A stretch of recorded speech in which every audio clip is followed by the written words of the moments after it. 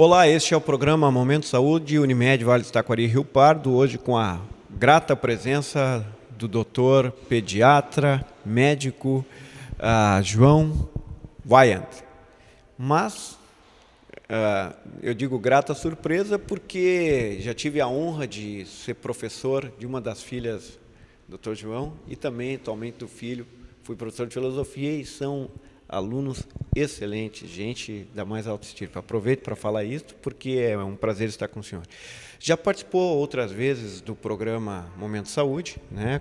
E o tema hoje é um tema tão especial que eu tenho certeza que o telespectador vai gostar muito, porque trata de algo que todos os dias enfrentamentos acontecem nas casas, nos lares. Seja bem-vindo. Bom dia. Obrigado pelo convite e para mim também é uma honra estar de novo aqui conversando, né? E em especial em estar com um dos professores dos meus filhos, né? Que volta e meia é tema de conversa em casa, né?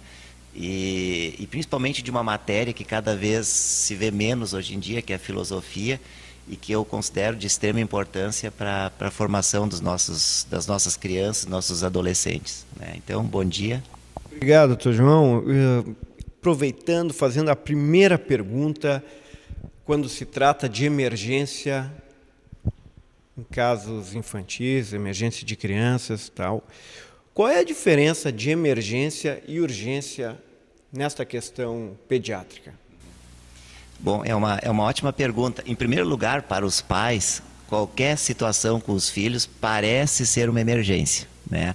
Mas para definir um pouco melhor, poderíamos dizer assim, a emergência é aquela situação em que a criança ela tem um risco de morte iminente ou, né, um risco muito grande de que venha a ter uma injúria grave.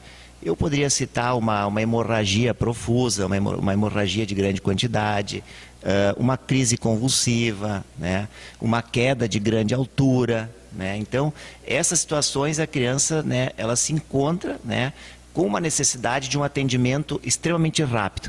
Já as situações de urgência, elas não denotam tanta rapidez. É aquela criança que, digamos assim, ela caiu, teve uma fratura no braço. Claro, ela precisa ser atendida, mas ela não está correndo risco de vida, né? Uma outra situação de uma criança com uma dor de ouvido, né, que tu sabe que se tu medicar essa criança, ela tem condições de receber um atendimento com maior tranquilidade, não denotando tanta emergência, né? Que bacana. Uma das coisas que mais acontecem, eu acho que o nosso telespectador também concorda, são aquelas batidas de cabeça. Como lidar com isso? Que procedimento ter? As quedas, né, com trauma de cabeça ou com a batida de cabeça são extremamente comuns, principalmente em bebês pequenos, quando eles começam a gatinhar, quando eles começam a caminhar, né? Em primeiro lugar, porque se a gente observar um bebê pequeno, a cabeça ela tem um volume muito grande, né? Ela é mais pesada, então a tendência no momento que a criança cai é logo bater a cabeça. Sempre nós vamos considerar, quando a criança cai e bate a cabeça, primeiro, a altura da queda, que é isso que é importante, e no momento da queda e da batida, como a criança fica. Por exemplo, aquela criança que caiu, bateu a cabeça e está chorando, chora logo, é uma criança que certamente foi um trauma mais leve. E é uma criança que a gente vai observar ela a nível domiciliar. Por exemplo, uma queda, onde a criança cai, bate a cabeça e ela tem perda de consciência, mesmo que seja momentânea, essa criança precisa ser avaliada por um profissional. Outra, uma queda de altura, por exemplo, uma criança que caiu do trocador, um bebê que cai do trocador, esse é um bebê que é uma altura em torno de 1 metro, 1 metro e pouco, é um bebê que precisa ser avaliado por um profissional. Bacana. É muito comum as crianças ficarem com aqueles chamados galos na cabeça, né, tal, que as pessoas chamam de galo. Não sei nem porquê, mas chamam. O que fazer nestes casos? Deixar sarar normalmente? Passar alguma coisa? O famoso galo ou hematoma, né, Ele é extremamente comum. Até achei muito engraçado. Ontem eu tive uma consulta que a mãe disse assim, ó, que bom que o galo foi para fora e não para dentro, né? Então, e até em parte ela tem razão. Os hematomas são comuns, são pequenos vasos que rompem, né, abaixo da pele, no tecido subcutâneo, e tem um acúmulo de sangue nessa região. O ideal seria, até para evitar a progressão que aumente, colocar gelo, mas é impossível tu colocar gelo num bebê pequeno, numa criança de 1 ano, 1 ano e meio, ela não vai ficar com gelo no local. E a resolução do hematoma ela é espontânea. Geralmente, em torno de 7 a 14 dias, tu vai ter a resolução completa desse hematoma. Outra questão bem comum. A gente vê volta e meia crianças com asfixia. Ou é de comida, né? Ou é de um brinquedo, alguma coisa que não deveria estar ali e tal. Como proceder? O que fazer? Os engasgos, né, ou as crises de engasgo que a gente observa, também são extremamente comuns, né? O que a gente pode, por exemplo, dizer assim, engasgo com líquido, por exemplo, o bebê que está mamando, né? É extremamente comum aquele bebê se engasgar.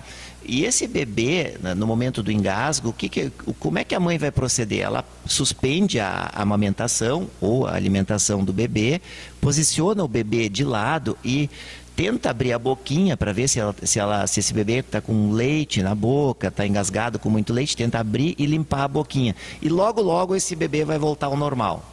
Existe um mecanismo de proteção na região da garganta, na glote, que quando o bebê ele se engasga, tu tem o fechamento, né, da glote, evitando que o conteúdo que o bebê se engasgou, o leite, chegue até o pulmão, né, ou até a viária inferior. Então, esse engasgo com líquido, ele é tranquilo. Os engasgos que a gente tem que ter um cuidado maior são com coisas sólidas, né? A criança, né, por natureza, ela é extremamente curiosa e a tendência é ela colocar tudo na boca. Então, o primeiro cuidado é com relação a evitar, tentar prevenir esses quadros. Não podem ter brinquedos pequenos, né? O brinquedo deve ser de acordo com a faixa etária, né? Outro cuidado, né, com os alimentos também para bebês pequenos, eles devem ser triturados, né, evitar alimentos que tenham um conteúdo muito grande. Por exemplo, para bebês, o tamanho que a gente considera seria em torno de meio grão de arroz, né? Para crianças maiores também, a gente tem que se dar conta que a criança, até os 2 anos, ela não tem a capacidade de triturar o alimento. O alimento ele tem que ser oferecido quebrado para a criança. E com relação a objetos, né, então também, né, principalmente o cuidado com os brinquedos e com objetos pequenos próximo à criança. Então é virar de lado, caso, por exemplo, algum alimento, ela está engasgada, vira de lado, tenta buscar aquilo, tal. Aquela história de dar tapa nas costas, tal, aquilo funciona? Funciona, foi bem lembrado. Principalmente para crianças um pouco maiores, a partir de 1 ano e meio, quando for a criança se engasgou com alguma coisa sólida, por exemplo, um pedaço de carne, um brinquedo pequeno, né? Então, tu vai posicionar a criança com a cabeça mais baixa do que o tórax, né? E na criança tu vai dar em torno de 3 a 4 palmadas assim nas costas com certo vigor para tentar forçar que ele elimine esse brinquedo. Na criança maior, né, acima de 3 anos, tu pode usar aquela manobra em que tu comprime o tórax da criança. Tu abraça a criança e faz uma compressão vigorosa no tórax dela para tentar expelir esse corpo estranho. Outra questão, em casos de febre, o que fazer? Muitas mães ficam apavoradas, né? Entram em desespero quando a criança está com febre. Tem aquelas histórias, não pode chegar a 39,5, 40. Afinal de contas, o que fazer? Como lidar com isso? A febre é um dos principais motivos de consulta dos nossos consultórios, principalmente nessa época do ano, né, em função do inverno, dos quadros virais. E procuramos agora orientar nossos pacientes no sentido de que a febre ela é benigna e que ela é um aliado do organismo no combate aos quadros respiratórios, aos quadros virais e às infecções.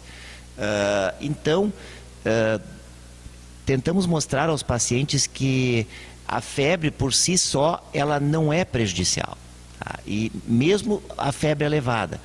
Quando a febre ela vem sozinha e a criança se encontra em bom estado geral e não apresenta outros sintomas, né, apenas procuramos oferecer conforto para a criança, né, oferecer uma maior ingesta de líquido e medicamentos sintomáticos, que seriam medicamentos para medicar para a febre, para aliviar o desconforto da criança.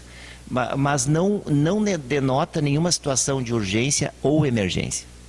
Aquela questão que tu fala do tempo que dura a febre e tal, tem mães que ficam muito preocupadas porque a febre não baixa, diz, olha, já está tanto tempo, tem algum tempo que a gente poderia dizer assim, olha, está dentro da normalidade ou não?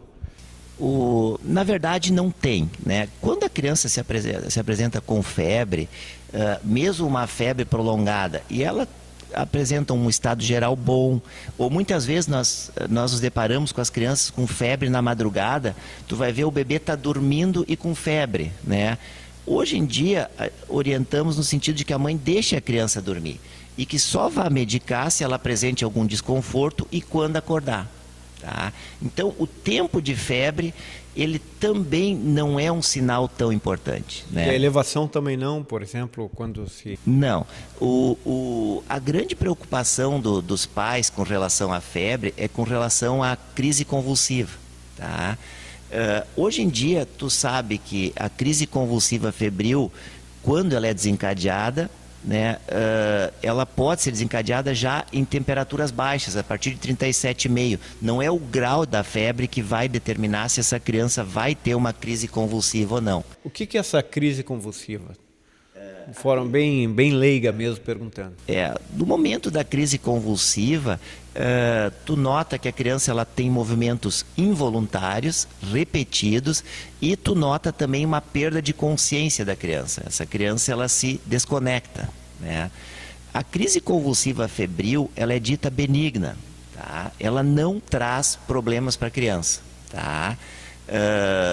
Quando a criança se apresentar um quadro de crise convulsiva febril, os pais devem ter extrema calma e abrir a boca da criança para ver se ela está engasgada, ela pode ter vomitado, para garantir que ela esteja respirando bem, e conduzir com calma a criança para ser atendida num pronto-socorro.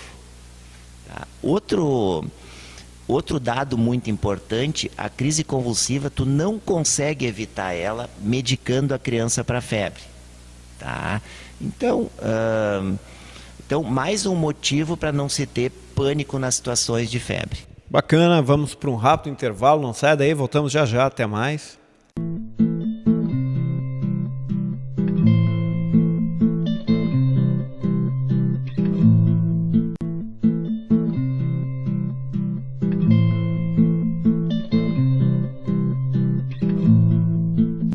Voltamos com o programa Momento Saúde, Unimed Vale do Taquari e Rio Pardo, hoje com a presença do Dr. João Vai, falando a respeito de primeiros socorros, pronto atendimento, emergência e urgência em casos infantis, nas crianças, etc. Dr. João, uma pergunta nesse segundo bloco que eu acho que é bem recorrente. Nós já falamos sobre batidas de cabeça, sobre febre, já falamos sobre emergência, urgência, etc. E agora falamos sobre asfixia também, vem uma outra questão muito própria e muito importante. Há vários acidentes domésticos e são intoxicações, né? Crianças que tomam o remédio ou tomam algum líquido para limpeza, algum produto de limpeza, etc. Como proceder, e isto de fato é um caso de emergência?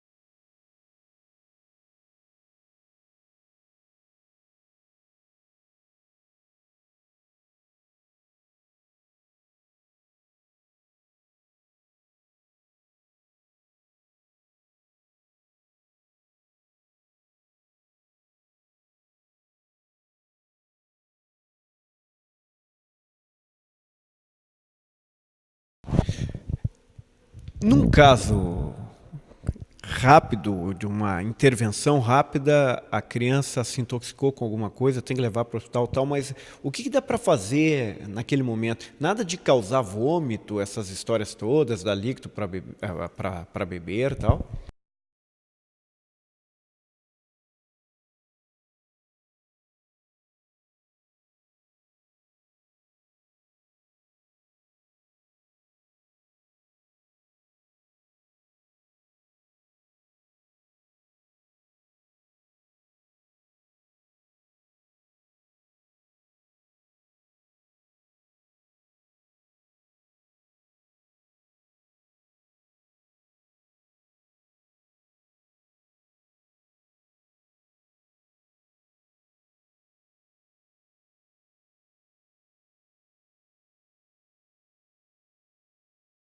Bacana.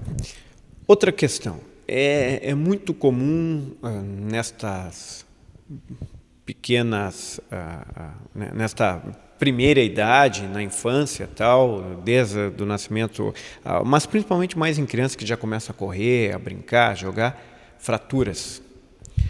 Como proceder em caso de fraturas? Né? Bom, às vezes tem fraturas expostas, o que é bem mais raro, mas como fazer?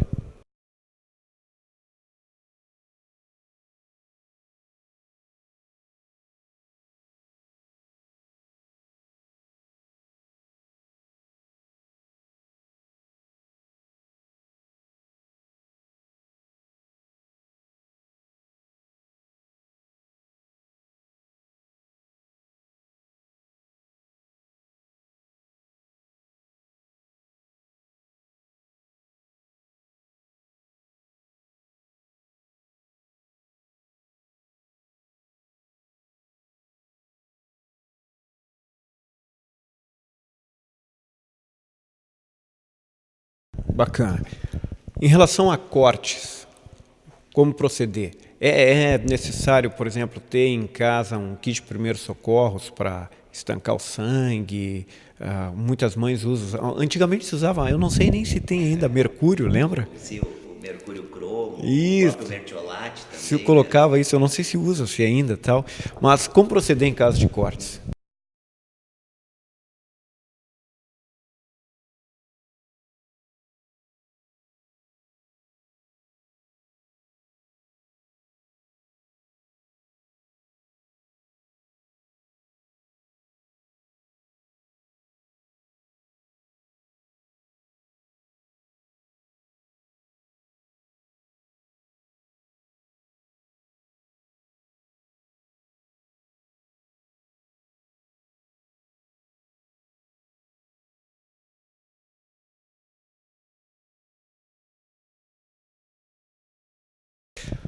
Era comum, tempos atrás, as pessoas lavarem com sabão algumas feridas ou cortes. Isso é recomendável?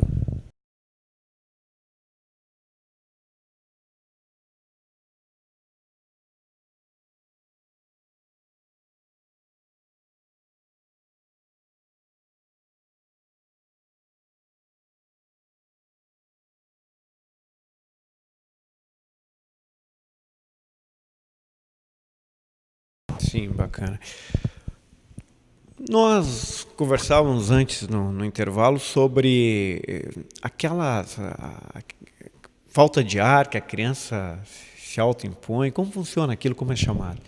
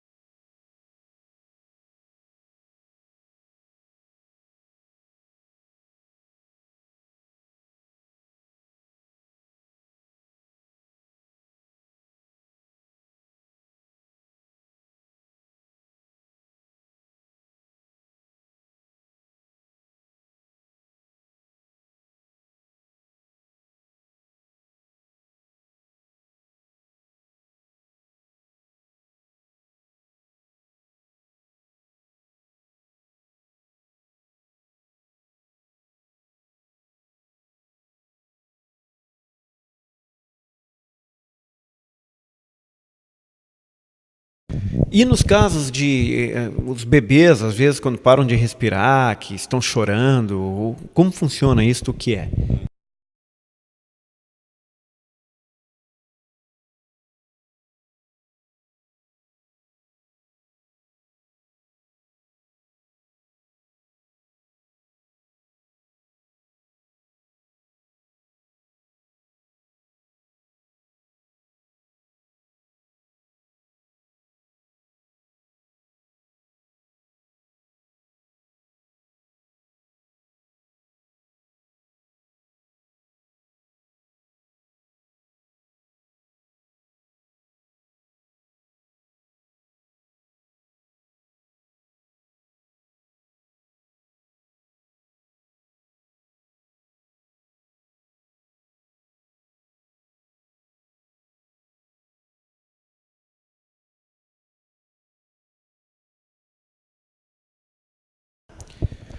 Doutor João, esta é uma pergunta que tem muito mais a ver com a psicologia do pediatra e tal, que tem pais super protetores, né, que evitam que as crianças se exponham ao máximo a tudo, evitam brincadeiras na rua, né, se resolver tomar um banho de chuva é algo assim quase que criminoso, e nós lembramos muitas vezes que nós tivemos infância onde nós estávamos muito na rua. Mas existem outras coisas muito nocivas também, como ficar o dia todo na frente de um computador, jogando jogos extremamente violentos e tal.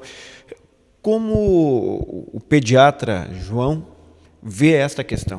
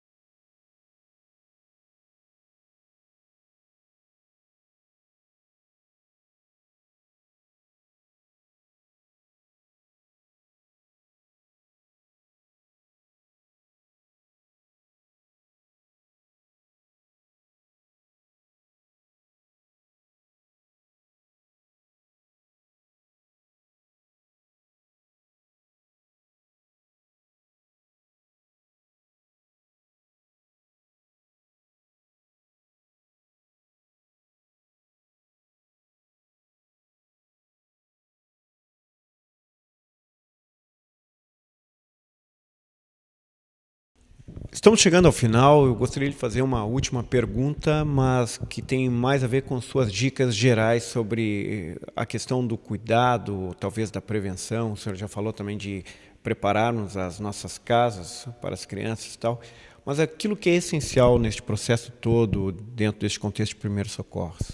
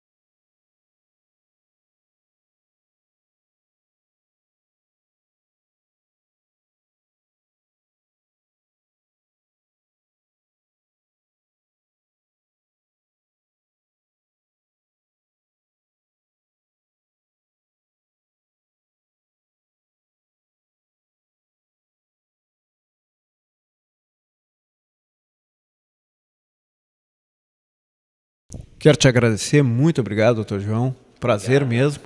E um prazer ter você, que é nosso telespectador do Momento Saúde Unimed Vale do Taquari, Rio Pardo. E até o próximo. Tchau.